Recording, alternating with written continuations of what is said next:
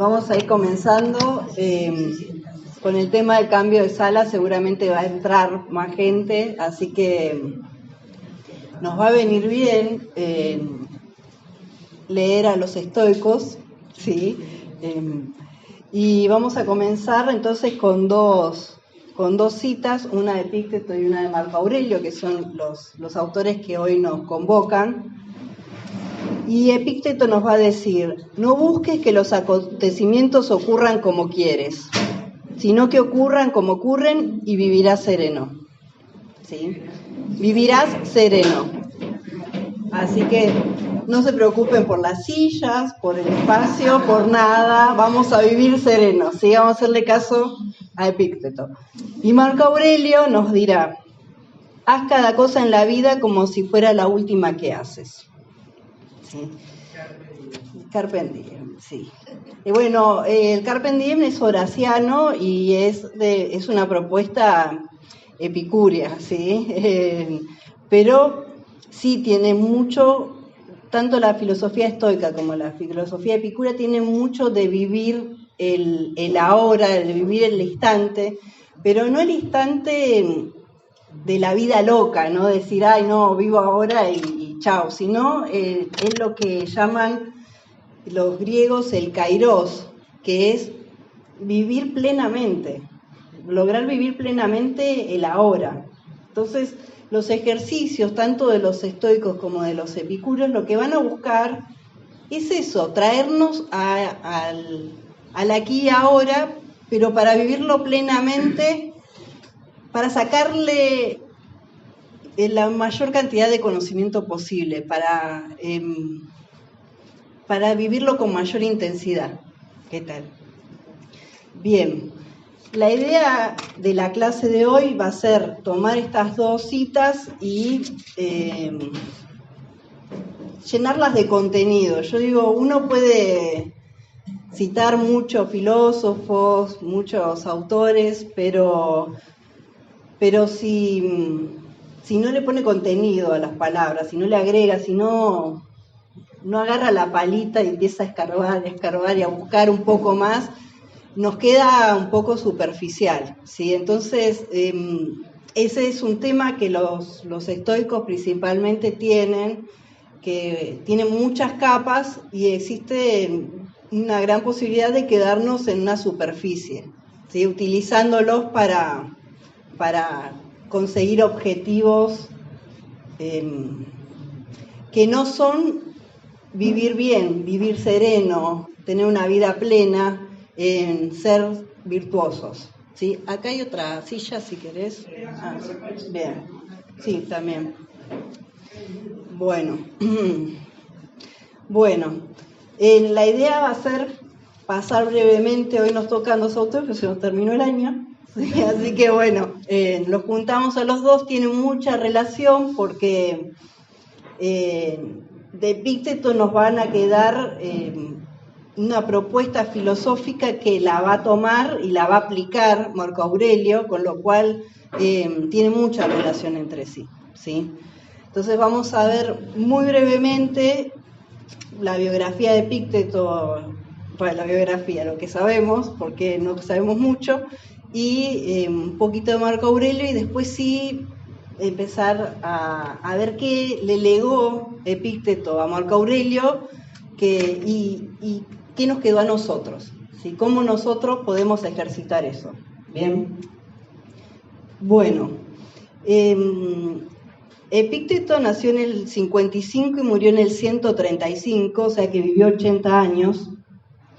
Va a ser, cuando se piensa en los filósofos estoicos, en general se piensa en los filósofos romanos, y vamos a tener a Séneca, que lo vimos, a Epicteto y Marco Aurelio, ¿sí? Séneca va a ser el único que escribe en latín.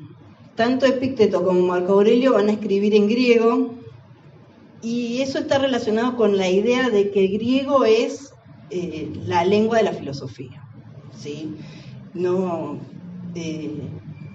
Epicteto no escribe nada, muy similar a Sócrates, y Epicteto no es el nombre, ¿no? ¿Se acuerdan cuando vimos Platón, que Platón no era un hombre, ¿no? Platón era el de hombros anchos, bueno, era bastante agraciado el apodo. Bueno, el caso de Epicteto no es muy agraciado porque él nace en una familia de esclavos, lo venden, ¿sí? Va a nacer en lo que es la actual Pamukkale, y le llaman Epicteto, que significa adquirido o comprado, ¿sí?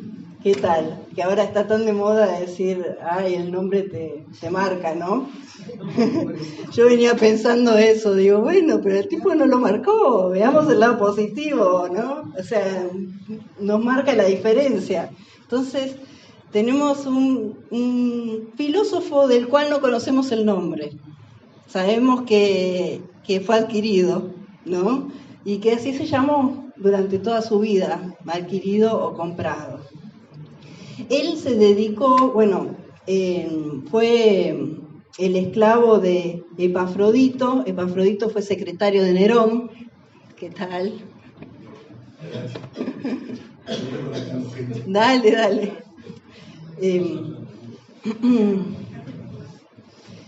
Fue secretario de Nerón, Epafrodito, y lo llevó a él y le permitía de jovencito participar en las clases de Musonio Rufo, que era un profesor estoico, ¿sí? Un maestro estoico en Roma.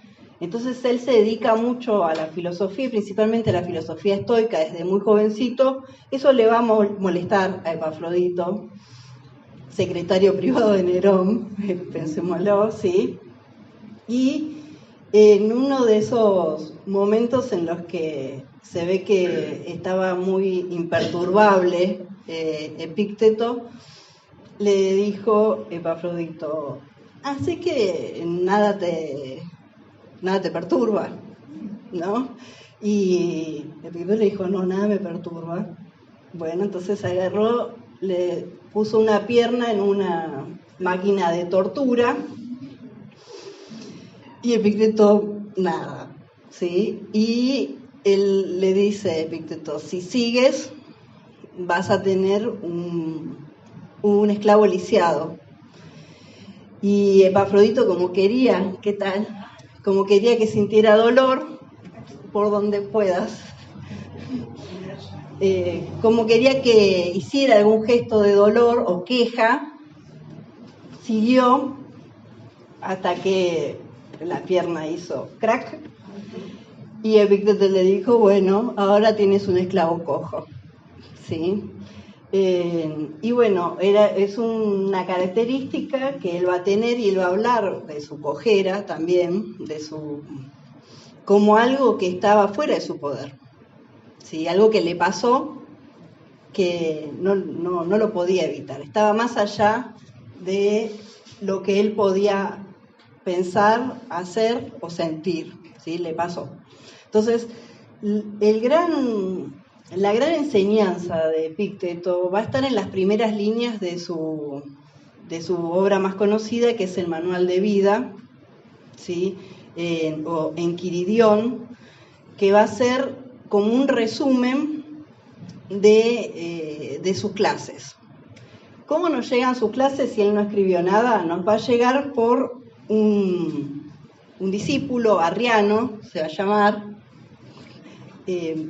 que Arriano lo que va a hacer es escribir cual Genofonte con Sócrates, porque Arriano también es militar, y va a decir, yo paso a la historia, ¿no? Con Epicteto paso a la historia. Entonces se dedicó a escribir principalmente los diálogos que se daban posterior a las charlas que daban, ¿sí? O sea, lo que se sabe de Epicteto es que había, si quieren, siempre también, en un rato se pasan, no pasen por acá sin ningún problema, ¿sí? Bien, entonces, ¿qué tenemos hoy? Bueno, vamos a tener unos textos que no son escritos por Epicteto, que tampoco se llama Epicteto, del cual no tenemos el nombre ni tenemos imagen. La primera imagen que vamos a tener de él va a ser del Renacimiento, ¿sí? O sea, es inventada, ¿sí? Y lo que sí sabíamos es que era una persona que dialogaba mucho, que tenía una gran profundidad en las enseñanzas estoicas y que se consideró un profesor de filosofía, ¿sí? Un maestro de filosofía. Él se dedicó a eso, ¿bien? Cuando él es liberado, ahí se va a dedicar a la enseñanza de la filosofía, primero en Roma y después, en el 93, el emperador Dominiciano va a desterrar a todos los filósofos de Roma. Entonces, en todas las escuelas de filosofía teníamos los epicúreos, los estoicos, los aristotélicos, ¿no? Entonces, los platónicos, todos se van a tener que ir, y en general se van todos a Grecia.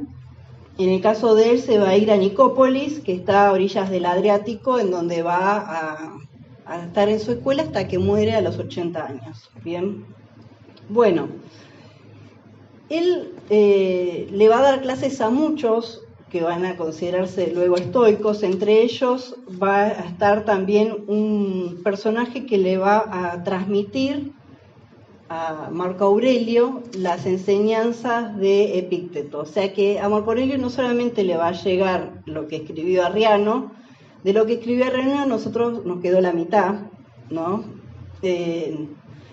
O sea que nos faltan bastante diálogos, y hay citas que hace Marco Aurelio en su libro Meditaciones que no se encuentran en ningún lado, con lo cual entendemos que o bien eran apuntes de Rufinio, que va a ser el que le va a presentar al maestro Epícteto a Marco Aurelio cuando es joven, o son de los textos que perdimos, que se perdieron de Arriano. Bien. Bueno, esto también nos lleva a pensar cómo se vivía la filosofía, ¿sí? Porque hasta ahora nuestro proyecto de este año era traerles las herramientas que utilizaban los filósofos de la antigüedad. Pero la filosofía en la antigüedad era una filosofía para la vida, no es una filosofía teórica, no se puede dar o no se debía dar el hecho de que uno planteara una teoría toda bonita y después hiciera otra cosa que nada que ver, ¿sí? Entonces, esta idea de coherencia es una idea que va a traspasar a todas las filosofías de la antigüedad, pero principalmente las que la van a aplicar con mayor vehemencia van a ser los estoicos y los epicúreos, ¿sí? Ellos se van a inclinar a que sí o sí se tiene que dar en la práctica para que uno pueda decir que es un verdadero filósofo. Y entonces, un verdadero filósofo no es el que deja algo para la posteridad o que arma un sistema, sino va a ser una persona que vive acorde a su propia filosofía y que, bueno, le enseña a otros, no solamente con la palabra, sino también con el ejemplo, ¿sí? Ese va a ser el caso de Epícteto, o adquirido, ¿sí? Bien, fíjese, él vivió una vida muy austera y se cuenta que solamente tenía una cama, tenía una mesita y tenía un farolito que estudiaba de noche a veces, y tenía una cortinita que no tenía ni puerta, ¿sí? Porque él decía que no tenía nada, entonces no había ningún problema con tener solo la cortinita. Es muy extraño que este personaje que vivió casi alejado de la sociedad, ¿no? O retirado, que no le interesó meterse o ser famoso o dar grandes clases o estar en el centro o ser llamado, ¿no? Por grandes personajes. Sin embargo, fue el que pasó a la historia como el gran maestro de los estoicos. Si uno se pone a ver los escritos que han quedado, nos ha quedado principalmente de Séneca, ¿sí? Varios escritos. Séneca es controversial, lo vimos, ¿no? la vez pasada. Meditaciones de Marco Aurelio, que es como meterse en el diario privado de una persona que está intentando hacer lo que Epicteto dice que hay que hacer. ¿Sí? O sea, si uno dice, bueno, en el manual de vida de Epicteto nos da las consignas. Bueno, a ver, en las meditaciones de Marco Aurelio están las prácticas. ¿Sí? Por eso las meditaciones de Marco Aurelio tienen un halo que nos genera una curiosidad tan grande. ¿Por qué? Porque son escritos personales, él se escribía para sí mismo, nosotros lo conocemos como meditaciones, agarrate las sillitas, tranqui, como meditaciones, pero en realidad son notas que se escribía para él mismo, para recordar. Era una forma de estudio que hacían los estoicos, para tener siempre presente los principales preceptos. Entonces, claro, a nosotros nos llama la atención, porque parece que nos hablaran a nosotros. Dice, recuerda, ten a mano. Y uno dice, bueno, me está hablando a mí, ¿no? O nos está hablando a nosotros. No, se está hablando a él mismo porque él quiere ser filósofo. El caso de Marco Aurelio es el emperador filósofo que no quería ser emperador, quería ser solo filósofo, ¿sí? Pero le tocó ser emperador. Entonces, no se pudo dedicar a la filosofía y yo digo, pienso, ¿no? Si Marco Aurelio fuera adolescente y tuviera póster en la pared, tendría el póster de Epicteto. O sea, era fan de Epicteto, claro, lo cita todo el tiempo. Si bien cita un montón de otros filósofos, Epicteto es como el maestro de los maestros. Y uno ve las dos vidas y dice, bueno, a mí me gustaría más ser Marco Aurelio que Epicteto, ¿no? O sea, digo, si tengo que elegir, no me sé. Y sin embargo, Marco Aurelio tiene el anhelo de ser como Epicteto, ¿sí? O sea, su guía, hasta hay como una especie de ejercicio que en parte es melancólico, porque él le hubiese gustado hacer eso. Entonces el ejercicio es, bueno, tengo que aceptar lo que me tocó, ¿sí? Imagínense, nosotros nos levantamos de mañana y bueno, tengo que aceptar lo que me tocó. En el caso de Marco Aurelio dice, tengo que aceptar que soy emperador y no soy Epicteto, ¿no? O sea, ese era el ejercicio que él hacía. Nosotros quizás, bueno, yo siempre pienso, cuando intento aplicar esto, decimos, bueno, si Marco Aurelio pudo hacerlo, ¿no? Que tenía todo un imperio enorme, se le murieron la mitad de los hijos, tuvo una terrible epidemia que se le murieron el 10% de la población, guerras, divisiones, ¿no? De todo le pasó. Y si él pudo agarrar y hacer los ejercicios, y los tenemos acá, tenemos sus notas, no podemos decir que no lo intentó, que no lo ejercitó durante los últimos años. Las meditaciones o las notas para sí mismo las va a escribir en los últimos años de vida, en los últimos 7 años a orillas del Danubio, ¿sí? En campaña de guerra. Bien, entonces, claro, uno dice, bueno, ¿él qué hacía todos los días? Decía, bueno, tengo que estar acá, la verdad es que no estoy ni ahí, quisiera estar en Grecia, a orillas del Adriático, charlando de filosofía, pero bueno, tengo un ejército, nos quieren matar, quieren invadir, y bueno, hay que ponerse en esa posición. Entonces, Marco Aurelio Meditaciones, un libro para tener en la mesa de luz, ¿sí? ¿Por qué? Porque son notas que nos van a servir a lo largo de la vida, adoramos donde queramos, no necesitamos tener una continuidad, si bien están organizadas, eran notas dispersas, ¿sí? Además de que sean notas dispersas, estas notas desaparecieron y recién aparecieron de nuevo en el siglo IX, ¿sí? Con lo cual también fueron bien guardadas, pero lo que tenemos que tener en cuenta es cómo le llamaban a este libro los que lo encontraron, que fueron árabes, ¿sí? Y le llamaban el libro de oro. el libro de oro, ¿sí? Por la sabiduría que tenía. Entonces, bueno, es una forma de valorar también el legado, ¿sí? que nosotros tenemos. Bien, ¿hasta acá cómo vamos? ¿Bien? Bueno, fíjense que si Epicteto es el ideal de sabio estoico, ¿no? Y es un esclavo liberado que ha sido torturado, que no tiene nombre y no tiene imagen y que no escribió nada, ¿no? Es un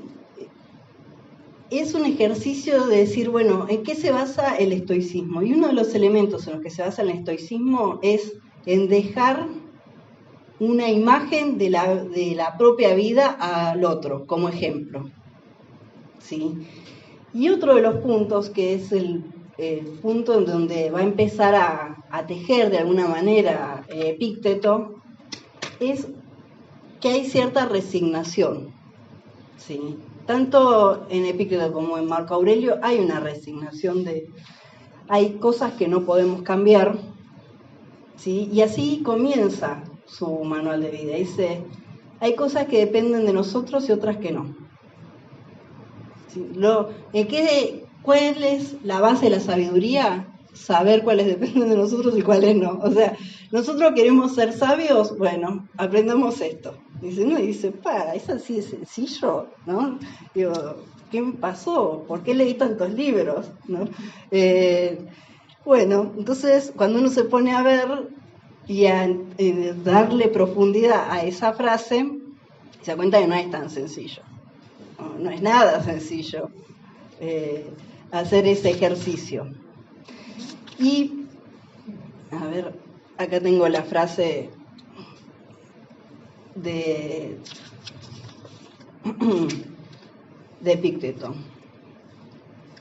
A ver, ya les digo exacto. Bien. De las cosas, unas dependen de nosotros y otras no. Las que dependen de nosotros son el juicio, el impulso, el deseo, la adversión. Las que no dependen de nosotros son el cuerpo, la riqueza, la reputación, el cargo público. Bueno, siempre hay, con los filósofos, los estoicos actuales siempre dicen, no, el cuerpo sí depende de nosotros. Bueno, pero pensemos en la anécdota de él, ¿no? De Epicteto, del que quedó cojo, claro. Entonces, él plantea esa situación. Dice, hay situaciones que sí no dependen de nosotros. Ahora, mantener el cuerpo lo mejor posible, bueno, eso sí va a formar parte de una vida estoica. Bien. Ahora, hay una triple disciplina que va a proponer Epicteto, que es la que va a intentar ejercitar Marco Aurelio, ¿sí? Y esta triple disciplina va a tener que ver con, él le va a llamar 3 actos del alma, ¿bien? Que uno va a ser el juicio, otro va a ser el impulso a la acción y el otro es el deseo. ¿Sí? Entonces va a decir, bueno, son 3 áreas en donde nosotros tenemos que trabajar, 3 áreas distintas. Bien, esto Marco Aurelio lo va a aplicar, ¿sí? Si uno lo va leyendo, va a ir encontrando estos elementos. En relación a los actos del juicio, lo que nos van a decir los estoicos es que nosotros no conocemos las cosas tal cual son, sino que las interpretamos, ¿sí? Son unos de avanzada, no son de avanzada, convengamos. Pero dicen, nosotros interpretamos. Entonces, cuando uno habla del juicio, dice, bueno, todo el tiempo estamos juzgando. Todo el tiempo juzgamos, todo lo que nos pasa ponemos un juicio de valor porque lo vemos de determinada manera, estructuramos y decimos, es así, ¿no? O yo lo vi, o yo lo escuché, ¿sí? Cuando uno quiere decir esas palabras, intente ponerse un stop y diga, bueno, pongamos un halo de duda a esto porque existe una gran posibilidad de que me esté equivocando y le esté pifiando, ¿sí? Pero Ellos lo que planteaban era que lo que a nosotros nos impacta son las interpretaciones. Hay una frase de Marco Aurelio que es impresionante, que dice: las cosas no tocan el alma. Las cosas no nos tocan. Lo que nos tocan son las interpretaciones que hacemos. ¿Sí? Entonces, ¿sobre qué vamos a trabajar? ¿Sobre lo que pasa? No, sobre la interpretación. ¿Sí? Entonces, cuando se va a hablar de la disciplina del juicio, lo que se va a empezar a trabajar es cómo nosotros juzgamos lo que sucede. ¿Sí? Cómo juzgamos lo que nos pasa y lo que sentimos. Y ¿por qué? Porque la forma que nosotros percibimos la realidad va a ser la base de cómo vamos a actuar y de qué vamos a desear. ¿Sí? Entonces, es uno de los elementos centrales tanto para Epicteto como para Marco Aurelio. ¿Sí? Revisar bien cómo nosotros percibimos la realidad. ¿Sí? Y a partir de ese paso, de esa revista, digamos, que podemos ver si es lo que más nos conviene a nosotros pensar así. Miren lo que dice, si es lo que más nos conviene, ¿sí? Porque un ejemplo que va a poner Epicteto en el manual de vida, va a decir: tu hermano te maltrata, ¿sí? Tu hermano te maltrató. Bueno, ¿qué vas a hacer? Bueno, lo primero que tenés que pensar es por qué pensás que eso fue un maltrato, y si fue efectivamente un maltrato, intentar ponerte en el lugar del otro, es decir, bueno, quizás tuvo un mal día, quizás tuvo quizás yo hice algo que le molestó, o sea, ¿a qué te invita? Esto nos va a invitar los tres elementos, tanto el juicio, el impulso de la acción y el deseo, a buscar perspectivas distintas, salirnos del ego, digamos, psicológico, inmediato, del que es afectado, ¿sí? De esa cuestión de decir, esto me afectó, bueno, uno dice, bueno, primer paso, reconocer que algo nos afectó, listo, nos afectó. Ahora, segundo paso es decir, ¿puedo verlo desde otro lado? Entonces ahí empiezan todos los ejercicios de perspectiva, ¿sí? ¿Cómo es esto? Decir, bueno, esta cuestión de decir, el otro quizás tuvo alguna mala situación antes, yo no lo sé, tuvo un mal día, y lo que dicen, bueno, ¿y eso qué importancia tiene para toda la gente que está acá reunida, por ejemplo? ¿No? ¿Qué importancia tiene para todas las personas del país? ¿Qué importancia tiene para el mundo que a mí me haya contestado mal? ¿Sí? Y bueno, se va más, dice, ¿qué importancia tiene para todas las personas que vivieron y vivirán en todos los tiempos? O sea, ¿sí? Estos son cambios de perspectiva. Esos ejercicios nosotros los vamos a encontrar bastante en los textos. Hay una cita a ver si la encuentro. Un segundo. Yo las tengo todas y después vengo acá y se me empiezan a perder entre los papeles y parezco los Les Luthier, así que perdonen, pero bueno, forma parte. A ver. Este es Marco Aurelio, ¿sí? Dice, di al amanecer, hoy me encontraré con personas entrometidas, ingratas, arrogantes, deshonestas, celosas y antisociales. Todo esto le sucede por ignorancia del bien y del mal. O sea, y ahí empieza el ¿qué importa? ¿Qué importancia tiene para mí? O sea, si yo le presto atención a eso. Se ve que Marco Aurelio tenía muchos problemas con la ira, ¿sí? Se enojaba fácil. Entonces a nosotros nos resulta interesante esos ejercicios, de decir, bueno, hoy me voy a encontrar con un mentiroso, con un adulador. Entonces dice, bueno, bajemos un cambio, ya sé que me los voy a encontrar, están ahí, ¿sí? No va a ser como el tío de mi marido que dice, yo siempre me levanto bien, pero hay alguien que me arruina el día, ¿no? O sea, todos los días le pasa lo mismo. Bueno, no, ya saber de antemano que nos vamos a encontrar con determinados personajes y decir, bueno, forma parte, ¿sí? Forma parte de vivir, forma parte de vivir en sociedad, que nos tengamos que encontrar con esos personajes. Bien, bueno, entonces el aceptar al otro como es. El aceptar al otro como es, y lo que dice es mientras no genere un inconveniente, en el caso de él es emperador, ¿no? Mientras no genere un inconveniente para la sociedad, para el todo, y bueno, se lo tiene que bancar, ¿no? O sea, no es algo que pueda decir, no quiero, ¿sí? Tiene que pasar eso, ¿bien? Bueno, cuando se habla del impulso a la acción, la palabra que se usa en griego es katekontá, que son acciones adecuadas a la naturaleza humana, ¿sí? ¿Qué es lo que va a considerar el estoico adecuado a la naturaleza humana?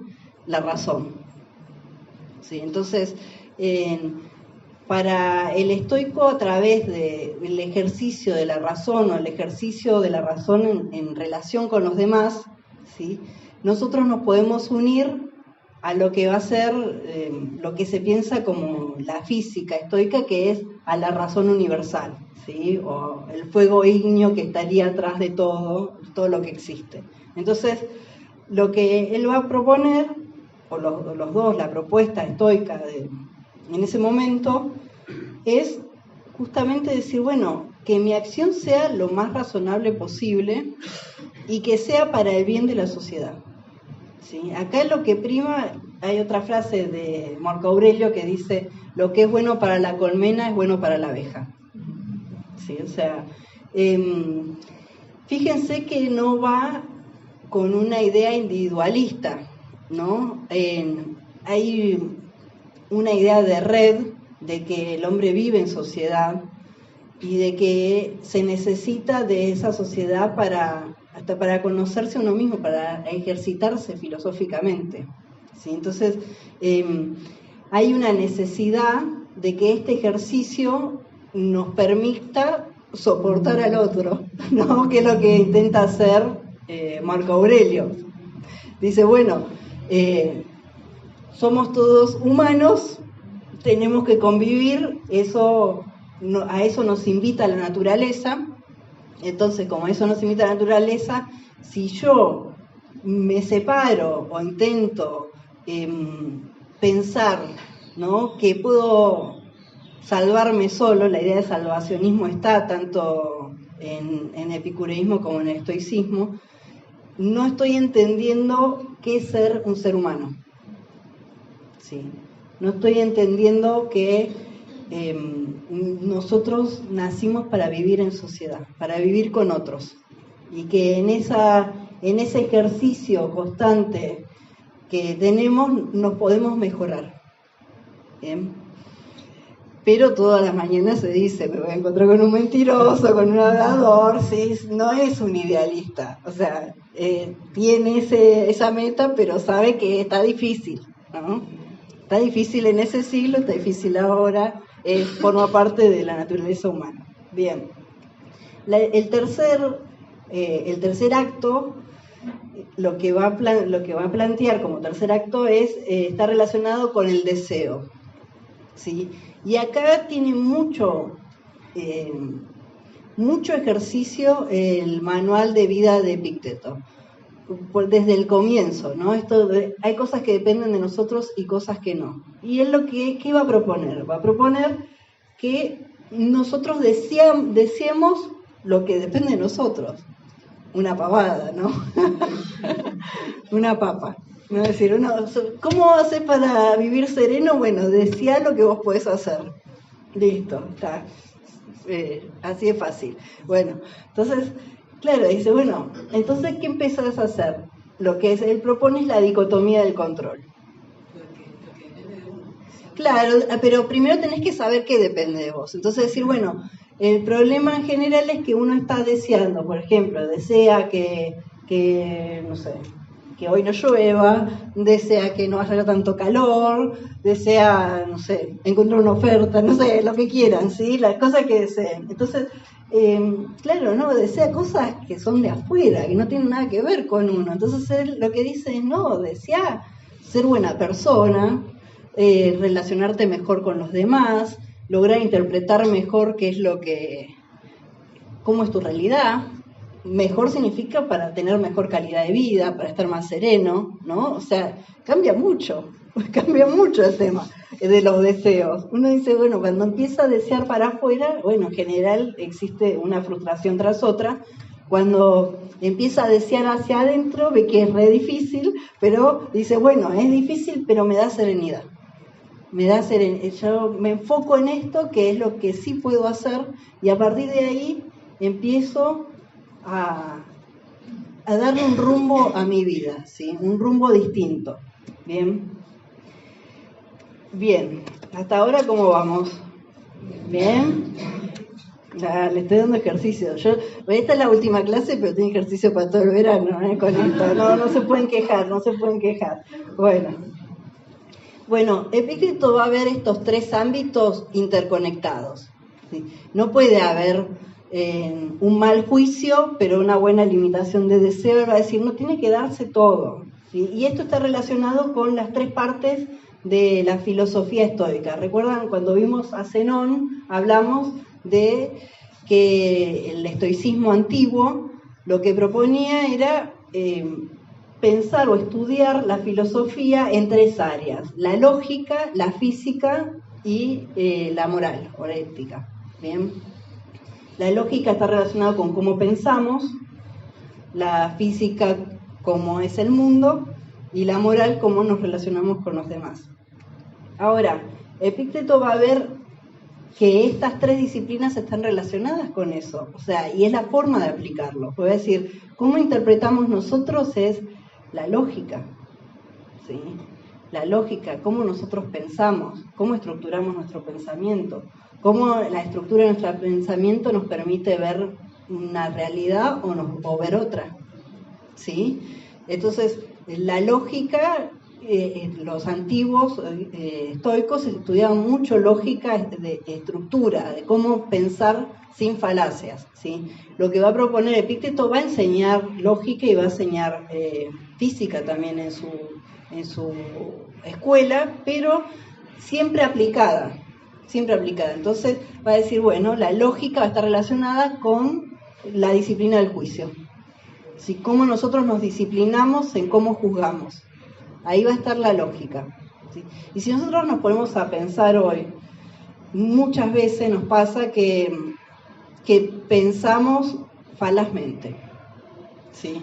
No tenemos un pensamiento organizado.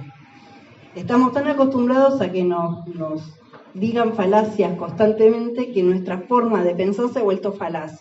Y consideramos que está bien, ¿no? Entonces terminamos justificando la forma de pensar, diciendo, bueno, cuando una de las falacias de autoridad, ¿no? Dice, porque soy tu madre, porque te lo digo yo, o porque lo leí en tal libro. Entonces, bueno, pero eso es una falacia, ¿por qué no lo podemos discutir? O sea, conversémoslo, ¿no? Volver a la conversación. Bueno, ese es un ejercicio que hacían los estoicos. Bien. Después, en relación a la física, es la disciplina del deseo.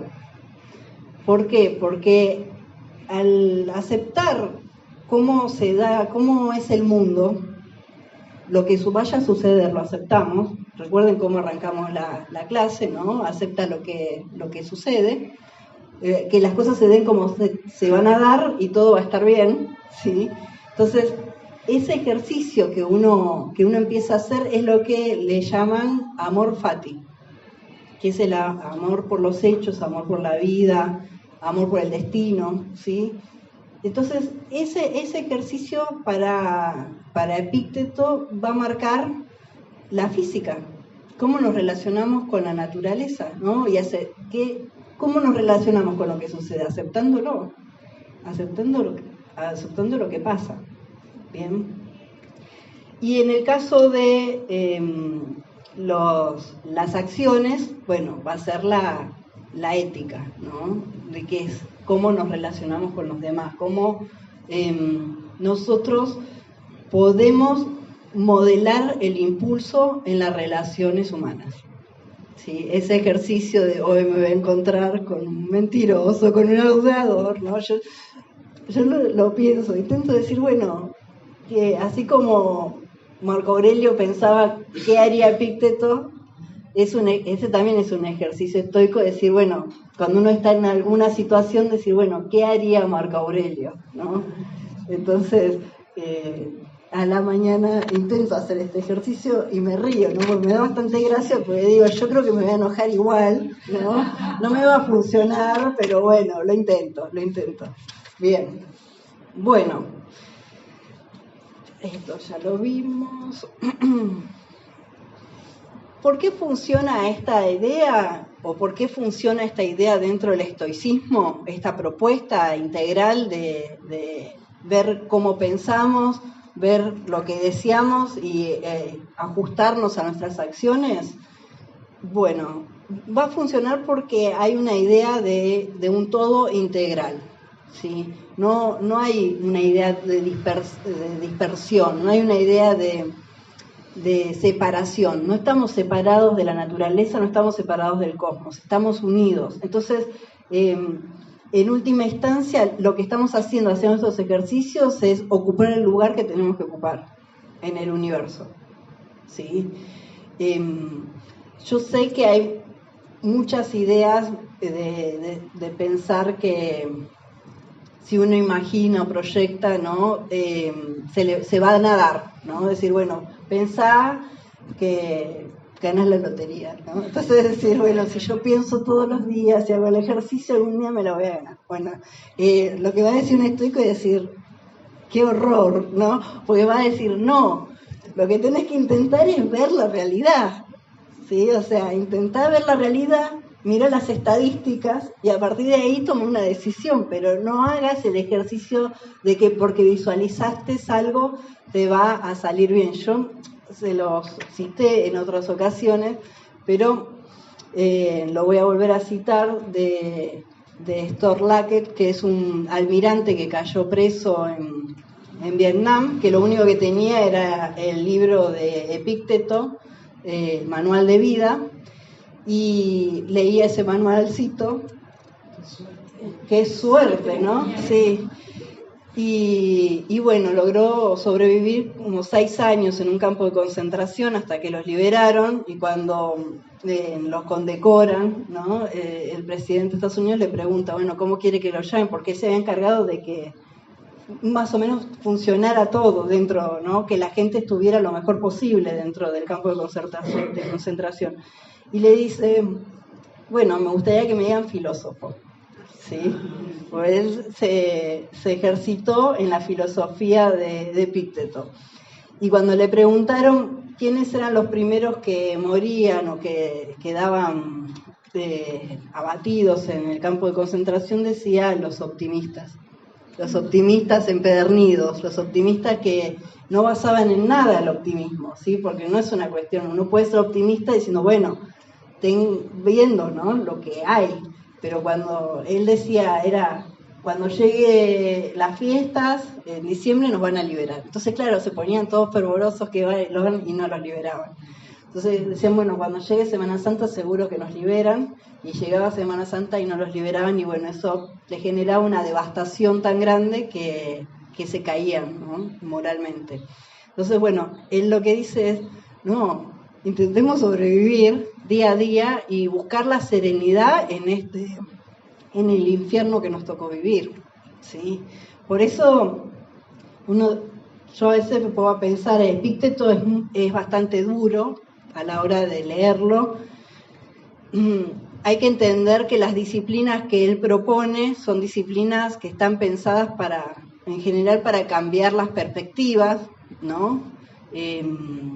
No para tenerlas siempre, sino para poder hacer el ejercicio de salirse de una situación de sufriente, de alguna manera, de víctima, ¿no? Uno se siente víctima, tener herramientas para salirse de ese personaje para poder sobrevivir, ¿bien?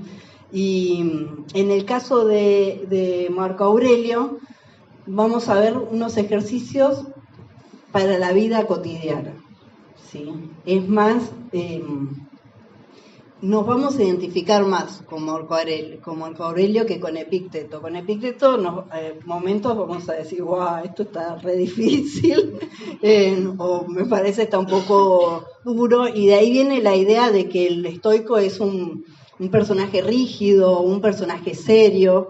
¿Sí? Yo les contaba, la primera charla que tuvimos de los estoicos, que fue a Zenón, que tenía uno de los sucesores, fue Crisipo, que se murió de risa, ¿sí? O sea, se murió de risa, literalmente.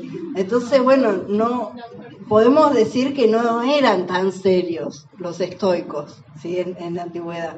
Pero cuando nosotros vemos esos ejercicios, sí son de impacto. ¿Por qué son de impacto? Porque nos quieren sacar de identificarnos con eso, con esa situación que nosotros estamos viviendo, ¿sí? Y para sacarnos de esa situación son frases fuertes, no son frases, recuerda que vas a morir, ¿sí? O sea, son frases fuertes, es decir, me dan un banquete increíble y decir, bueno, es solo un pescado muerto, ¿sí? Eso lo dice Marco Aurelio.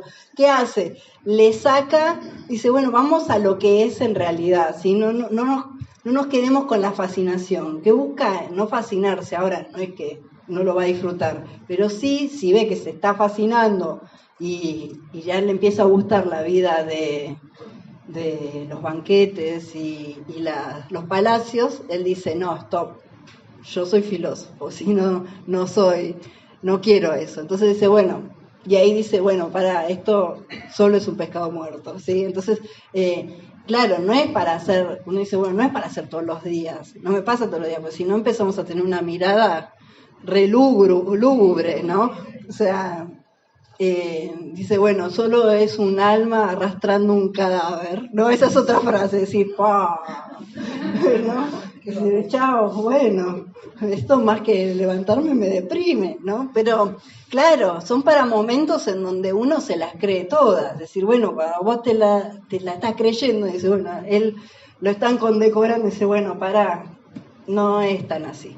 Sí, no es tan así. Y ahí hay otra frase también de Marco Aurelio que a mí me gusta mucho, que dice, ¿dónde está ahora Alejandro, Julio César y Pompeyo?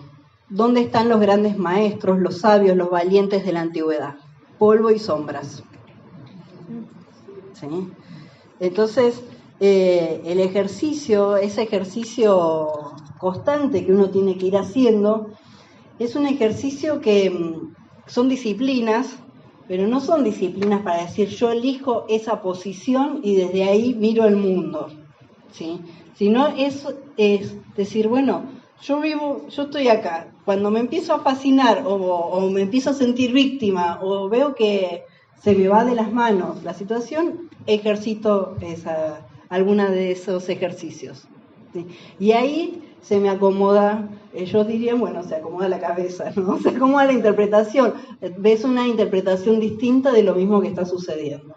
Entonces nos alivia, nos da tranquilidad, decir, bueno, cuando uno piensa que es lo peor del mundo lo que le está pasando, dice, bueno, les pasó a todos, ¿viste? O sea, ¿qué es lo que suele suceder? Decir, bueno, un desamor, una traición, una estafa, lo que sea, bueno, uno dice, ¿por qué a mí? ¿Por qué a mí? ¿Por qué me pasó esto? Bueno, agarré Marco Aurelio, ¿sí? Ábralo al azar y ahí lo que va a encontrar es decir, bueno, porque nos pasa a todos, ¿sí? Nos pasa a todos, algo nos pasa porque estamos vivos, no hay forma que no nos pase. Entonces, ¿cuáles son los ejercicios? Eso, bueno, es tan importante para toda la humanidad, es tan importante para el universo lo que pasó, ¿sí? Entonces ahí se baja el nivel de angustia. Por eso hoy están de moda los ejercicios estoicos. ¿Por qué? Porque bajan la angustia y bajan la ansiedad, porque nos remiten, cuando uno se empieza a poner ansioso, nos remiten a la hora, es decir, no, viví ahora, no te vayas para adelante, no te vayas al futuro, ¿sí? No sabés si hay futuro. Eso se plantea Marco Aurelio, no sabemos si hay futuro. Fíjense en otra, les voy a decir un par de citas, dice Epicteto, lo que nos aterra no es la muerte, sino la idea de la muerte. ¿sí? Entonces, claro, el trabajo ese es en el interior de uno, reestructurar. Hay un libro de un filósofo del siglo XX que retoma mucho a Marco Aurelio, que se llama Pierre Hadot, que se llama La ciudadela interior, ¿no? Y la ciudad, porque Marco Aurelio habla en la ciudadela interior, y va a decir, bueno, muchos quieren hacer retiro, muchos hacen retiros y se van al campo, se van al bosque, dice, pero es más fácil cerrar los ojos y meterte para adentro. Se dice a sí mismo, ya está. No necesitas irte a otro lado, ¿sí? Necesitas refugiarte en tu interior, recuperar el aliento, recuperar la organización interna y salir de nuevo, ¿sí? Él mismo dice, cuando las cosas se te vayan de las manos, métete en tu interior, ¿sí? Métete en esa ciudadela interior. Y Pierre Hadot utiliza esa frase, la ciudadela interior, para desarrollar toda una lectura de este libro. Ese libro lo tiene en el link que yo pasé sobre los estoicos. Si alguien no lo tiene, me puede escribir y yo se lo paso, el link, porque es interesante, realmente. Bueno, les voy a dar otra...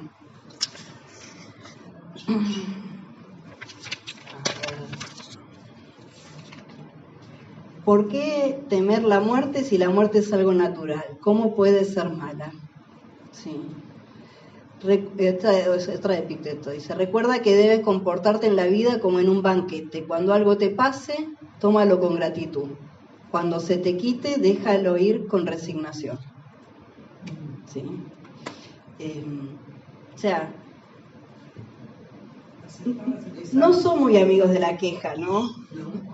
Vieron que por acá en el Río del Plata tenemos ese que no llora no mama, pero no son muy amigos de la queja, y lo que plantean es eso, decir, bueno, vamos al interior, si hay algo que te está molestando, métete para adentro e intentá reinterpretar de una manera que no te haga daño, porque, bueno, la otra vez veíamos en Séneca que el ataque de ira, él decía, ¿no? La ira, lo que primero que corroe es el envase, ¿no? Ese ejercicio, claro, es de las peores cosas porque te corroe primero a uno y después daña a otros, pero a uno lo lastima. Entonces, dice, bueno, intentar hacer ese ejercicio de no tenerlo, de ir limitando las pasiones negativas.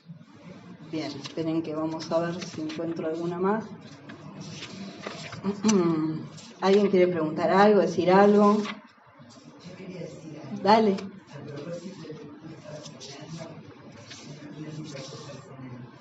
Nadie va a ser operada, yo no lo vi de otra y le encontraron un tumor en el estómago. O sea que esa operación quedó desplazada. Y hablando con una amiga me dice, qué suerte que tuvo el aneurisma. Y bueno, viste, ese es el cambio de perspectiva, ¿no? Uno lo puede ver como una tragedia y otro lo puede ver como que bueno, que sucedió. Exacto. Porque si no, no se lo hubieran encontrado. Claro. Es que, bueno, eso también lo plantean, porque uno a veces piensa que algo es negativo, pero es la interpretación que nosotros le damos. Y eso que nos pasó nos da el impulso para hacer otra cosa que nos sale genial. Entonces decir, bueno, ¿hasta qué punto es tan negativo lo que estamos viendo como negativo? ¿Hasta qué punto es tan positivo lo que estamos viendo como positivo? ¿No? Que el ejercicio es para las dos puntas, no es para... Fíjense que lo que busca el sabio estoico es buscar la ataraxia, que es la serenidad. Y la serenidad se encuentra en no tener unas pasiones alborotadas, o al menos no ser esclavo de las pasiones. Epicteto también habla mucho de la libertad, ¿no? Y yo siempre pienso que los mejores trabajos filosóficos que se hicieron sobre la libertad y las mejores canciones que se hicieron siempre fueron en épocas de represión o bajo situaciones, claro, bajo situaciones de cárcel o, bueno, en este caso, esclavitud. Entonces, él trabaja mucho el tema de la libertad. ¿Y qué dice? La libertad es interior. La libertad para el sabio estoico es interior. ¿Y de qué tenemos que estar libres? De las pasiones. ¿Sí? Entonces, es decir, no es no sentir. porque no es no sentir nada, es que no te arrastren, ¿sí? Es decir, bueno, cuando yo ya veo que me empieza a arrastrar, a ejecutar alguna de las técnicas que ellos dan, ¿sí? Es simplemente eso, no ser,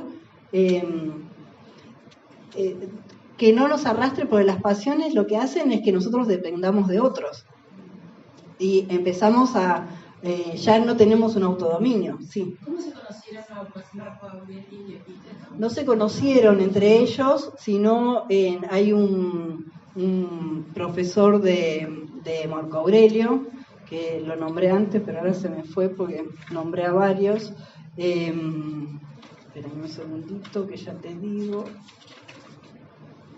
Rústico, ¿sí? Rústico le va a dar las notas que tomó con Epicteto, ¿sí? Entonces él le va a agradecer el primer libro, el libro de Marco Aurelio tiene 12 partes, el primer libro va a ser todo de agradecimientos, que eso también me parece fantástico porque estamos en una época en que le echamos la culpa a todo lo que nos pasó, ¿no? A nuestros padres, abuelos, tatarabuelos, y bueno, lo que dice acá es, no, agradecer lo que cada uno nos dio, ¿no? Entonces él hace todo un libro agradeciendo, ¿sí? Está unida todas las notas de agradecimiento en el primer libro, para decirlo, y uno de los agradecimientos es a Rústico por haberle presentado los escritos de Epicteto. Exacto, sí, exacto. Y bueno, o sea, él va a estar muy agradecido por eso. Epicteto no escribió, así que escribió Rústico. Rústico tomó apuntes como otros alumnos, pero a nosotros nos llega por, ya te digo cómo se llama, el personaje Arriano, ¿sí? Arriano es el que va a escribir lo que hoy nosotros conocemos como el manual de vida de Epicteto y los diálogos, ¿sí? No, Epicteto no escribió nada, no conocemos el nombre, no conocemos la imagen, y sin embargo es como un fantasmita, ¿no? Que nos quedó en la historia y sin embargo hoy nos está impactando a todos, ¿no? El siglo XXI. Miren lo potente que fue el esclavo liberado, ¿sí? Lo potente que fue. Y bueno, ese es el ejercicio del sabio estoico.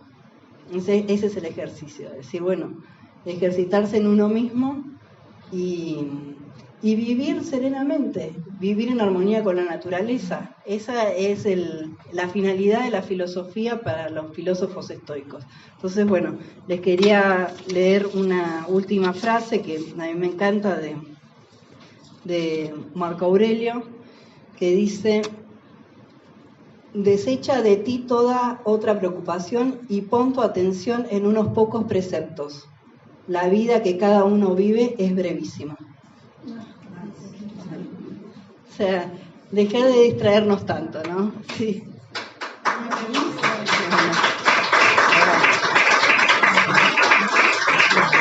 Ahora va.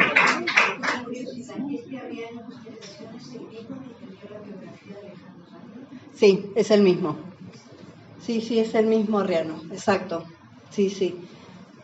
Una acotación, parece que hay una línea directa entre Marco Aurelio y Nietzsche. Por eso es que no hay hechos sin interpretaciones. Sí, tenés una línea, tenés una línea materialista que arranca de los estoicos, arranca un poco antes también. Tenemos a Heráclito, tenemos a Demócrito, pero lo que más se conoce son los estoicos, pasando por Spinoza y llegando a Nietzsche, sí.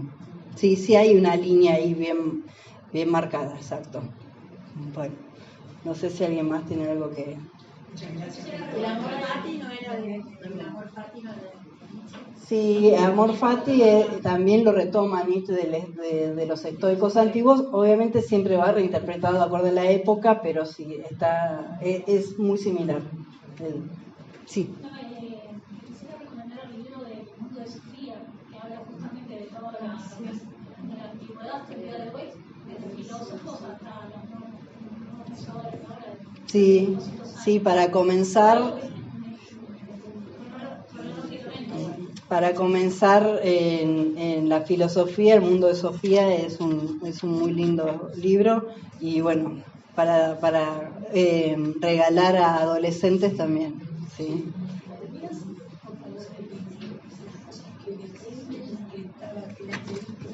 Sí. Sí. Eso está relacionado con la dicotomía del control. Bueno, ahora le tienen que esperar mi momento Les Luthier para que lo encuentre. Ya estoy.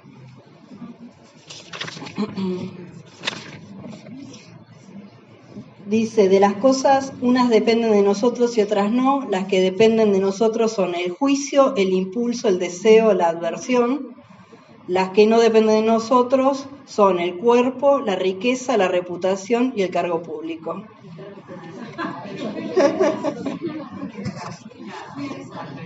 Aversiones, porque el deseo sería hacia donde vos querés ir y la aversión es lo que rechazás, ¿sí? Que está relacionado con el impulso ese de deseo y aversión. Así que bueno, gente, muchas gracias. Nos vemos el año que viene. Gracias por la continuidad.